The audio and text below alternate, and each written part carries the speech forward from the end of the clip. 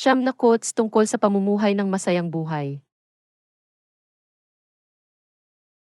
Ang kaligayahan ay hindi isang destinasyon, ngunit isang paraan ng pamumuhay. Yakapin ang bawat sandali, pahalagahan ang bawat ngiti, at hayaang sumayaw ang iyong kaluluwa sa ritmo ng kagalakan. Sa aklat ng buhay, ang kaligayahan ay nakasulat sa matapang na mga titik. Huwag hayaang masira ang mga pahina ng takot o pag-aalinlangan. Sumulat ng sarili mong kwento at hayaan ang kaligayahan ang iyong paboritong kabanata. Ang sikreto sa pamumuhay ng isang masayang buhay ay nasa loob mo. Piliin ang kabaitan kaysa galit. Pasasalamat sa mga reklamo at pag-ibig kaysa puot. Alagaan ang iyong kaluluwa ng may positibo at panoorin habang ang kaligayahan ay namumulaklak. Masyadong maikli ang buhay para isipin ang mga negatibo. Sa halip, tumuon sa maliliit na bagay na nagpapakanta sa iyong puso, isang mainit na tasa ng tsaa, tawanan kasama ang mga mahal sa buhay, o ang kagandahan ng paglubog ng araw. Ang kaligayahan ay namamalagi sa mga simpleng kayamanan na ito.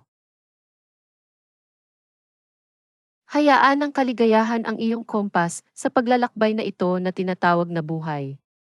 Kapag nahaharap sa mga bagyo, mag-navigate sa pamamagitan ng mga ito na may ngiti sa iyong mukha at pag-asa sa iyong puso. Tandaan, kahit rainbows ay nangangailangan ng ulan upang sumikat. Ang kaligayahan ay hindi matatagpuan sa material na mga ari-arian o mga tagumpay. Ito ay isang estado ng pag-iisip na nilinang ng pasasalamat at kasiyahan.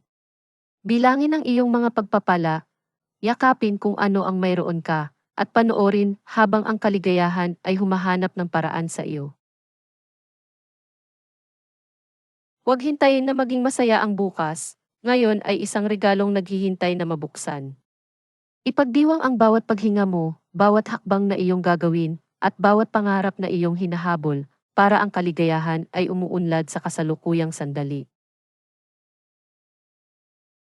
Maaaring pilitin ng mga hamon sa buhay na palabnaw ang iyong liwanag, ngunit tandaan na ang kaligayahan ay isang panloob na apoy na hindi mapapatay. Panatilihin itong maliwanag sa pamamagitan ng pananatiling tapat sa iyong sarili at pagyakap sa kagandahan ng mga kakulangan. Nakakahawa ang kaligayahan, ipakalat ito na parang apoy saan ka man magpunta.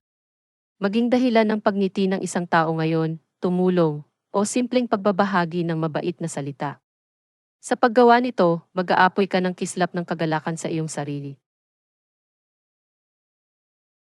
Ang buhay ay isang paglalakbay na puno ng mga tagumpay at kabiguan, ngunit mahalagang tandaan na ang kaligayahan ay hindi isang patutunguhan, ito ay isang estado ng pag-iisip. Ito ay ang kakayahang makahanap ng kagalakan at kasiyahan sa kasalukuyang sandali, anuman ang mga pangyayari.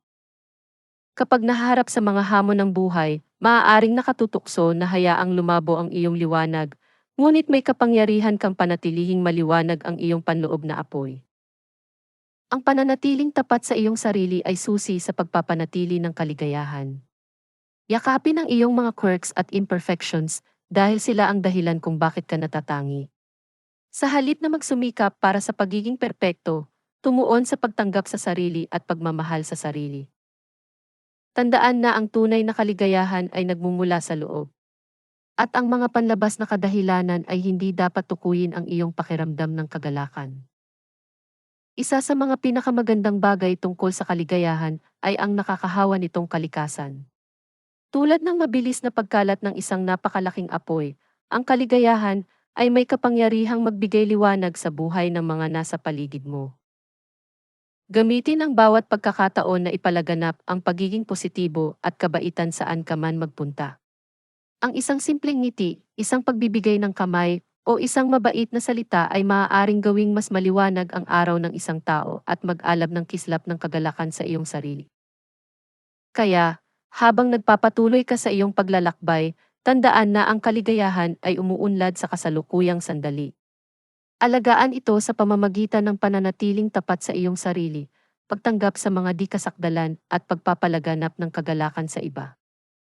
Hayaang magningas ang iyong panloob na apoy at ipaliwanag ang daan sa unahan.